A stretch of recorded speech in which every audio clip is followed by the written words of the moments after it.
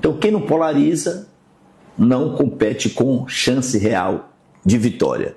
Mas eu tenho dificuldade para acreditar que o Braide seja candidato. E vou explicar por quê. Porque o Braide, para ser candidato, ele tem que renunciar ao cargo. Ele tem que renunciar ao cargo, né, no final de março, comecinho de abril. Então tem um prazo que se chama no direito um prazo peremptório, um prazo fatal, que ele tem que renunciar. Não é licença. É bom que se diga isso ao telespectador. Então a renúncia do Braide o colocará na situação de ex-prefeito. E como ex-prefeito, não é a mesma coisa de estar no cargo. Um mês fora do cargo é muito tempo. 2 meses fora do cargo é muito tempo. E a eleição ocorrerá 6 meses depois do prazo fatal para que ele saia do mandato de prefeito de São Luís. Então, ele vai pensar muito, é uma dúvida que paira na classe política, que deve pairar na cabeça dele, é tanto que até hoje, mês de dezembro, ele ainda não veio com a certeza, ele ainda não se definiu publicamente, né? Ainda está no campo da possibilidade, está no campo da incerteza. Enquanto isso, o Orleans está voando, está trabalhando em todo o Maranhão, é um secretário bem-sucedido, bem avaliado, né, que se projetou muito na política, é tão jovem quanto o Braide, são 2 jovens. Então, essa competitividade de juventude, de renovação, também ela recai em favor do Orleans, tem feito uma grande gestão. E diferente do Braide, o Braide não terá a estrutura, o Orleans terá uma estrutura, né, que o governo do Palácio o apoiará. E todos nós sabemos o peso do Palácio. Isso ocorreu a vida toda, não é para agora, não é uma novidade. O Palácio sempre teve um peso fundamental no momento da decisão de uma disputa majoritária estadual. A campanha não vai se dar apenas em uma região, é em todo o Maranhão. Um estado que é maior do que Portugal. Então, não é fácil você, sem lideranças, sem uma estrutura, fazer política em todo o estado do Maranhão e ser vencedor.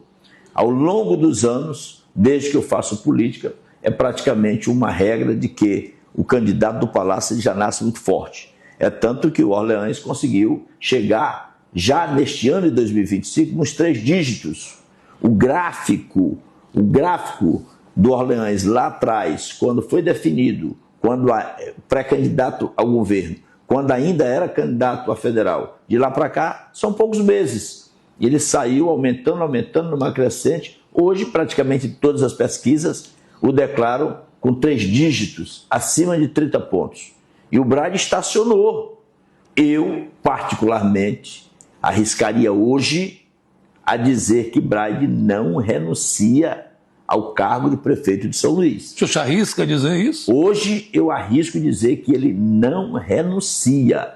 Nunca foi fácil, nunca será fácil este tipo de candidato de oposição enfrentar toda uma estrutura dessa. Eu digo até assim, no jeito de dizer aqui no interior, uma rede de arrastão, você enfrentar e ter êxito.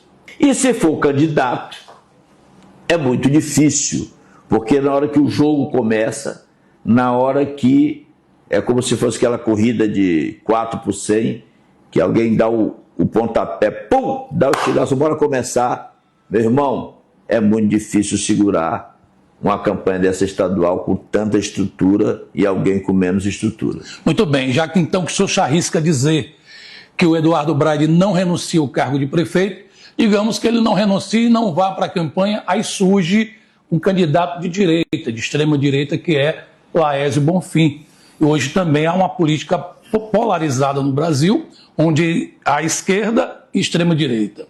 E aí como é que o senhor vê esse cenário? A conjuntura nacional, ela influenciará todas as eleições estaduais. Então, nós temos ainda uma disputa da direita com a esquerda, né? Do atual presidente contra o da oposição, que até pouco tempo era o contrário, né? Bolsonaro estava no governo e influenciou a eleição do Maranhão quando o Laésio saiu de terceiro para segundo e tirou o Everton do páreo, né? E foi para segundo para polarizar em razão da eleição nacional. Vai ocorrer novamente. quem mais se identifica com o bolsonarismo no Maranhão é o Laézio. E o Braide até hoje não se identificou e nem se identifica nem com a campanha do Lula e nem com a do Bolsonaro. E o político tem que ter identidade fortalecida, não é?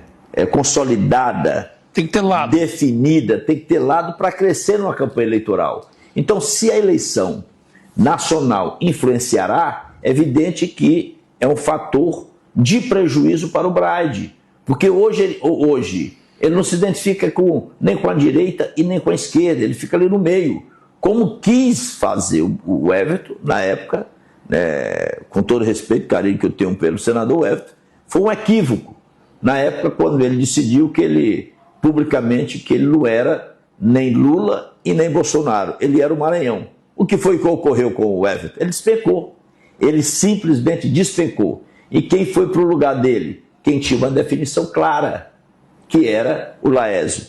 Então, é mais uma dificuldade que o Braide terá para se afirmar e crescer e ser um candidato competitivo. É quando você pensa na conjuntura de uma eleição que vai de deputado a presidente, você terá quantos deputados estaduais apoiando o Braide? Muito poucos.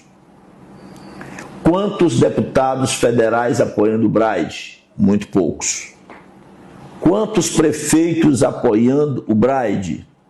Muito poucos, dos 217. Vereadores? Quantos vereadores apoiando o Braide? Muito poucos, em relação a todo este conjunto de líderes que nós temos para o Maranhão. E quantos terão apoiando o Orleans Brandão? A imensa maioria. A imensa maioria da Assembleia, a imensa maioria dos deputados federais, a imensa maioria dos prefeitos. Quantos prefeitos apoiarão o Braide hoje?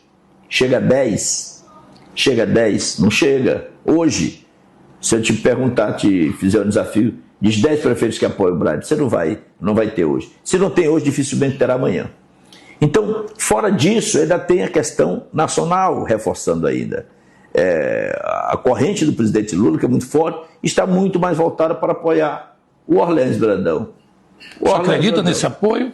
Muito evidente. Mas aí a questão Camarão, a questão... O governador Brandão tem uma relação extraordinária com o presidente Lula. O governador Brandão está muito... Você não acredita que o PT pode também exigir do presidente Lula, por ser o partido do presidente... Eu chego já nisso. Querer ir para a ala do PT, que é o Camarão... Eu chego nesse tema, mas só para te dizer que o governador Brandão tem uma relação extraordinária com o presidente Lula. Está muito bem avaliado, que é outro critério que ajuda qualquer candidatura. Quem está muito bem avaliado, quem está sentado na cadeira, em via de regra, elege o sucessor, quando tem acima de 60. Brandão tem acima de 60. Então, é uma tendência, quase que uma regra de quem está muito bem avaliado, de fazer o sucessor. E ter o presidente como um amigo, como aliado, ter uma relação muito próxima, e com todos esses problemas que houveram do PT, mas o Lula precisa dos votos do Maranhão, precisa do apoio do governo, precisa do apoio dos prefeitos, precisa do apoio dos estaduais, precisa do apoio dos federais para se reeleger. O Maranhão foi fundamental na eleição passada, quando uma eleição disputada por menos de 2%. E vai continuar dependendo do Maranhão. E foi um diferencial. Foi um diferencial a nível de Brasil na eleição do Lula. E ele não vai em razão de um problema, de um problema ali, não é... De alas, digamos, de alas. De alas, muito bem, de ala, ele comprometeu o projeto nacional. Então, o presidente vai saber ponderar isso, vai chamar no momento adequado os seus líderes do partido e vai pedir, evidentemente, que eles compreendam a importância de uma eleição nacional, a importância de uma eleição para o Brasil, para o Lula se reeleger, e vai haver uma acomodação.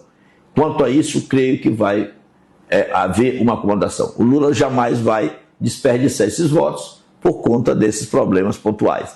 Sintetizando, o Orleans vai ter em seu favor a imensa maioria dos líderes, deputado estadual, federal, prefeitos, vereadores, o presidente da República, o governo do Estado. É uma corrente muito forte. E o Braide, só é certeza. Agradeço aqui a presença do prefeito de São Mateus, Milton Aragão.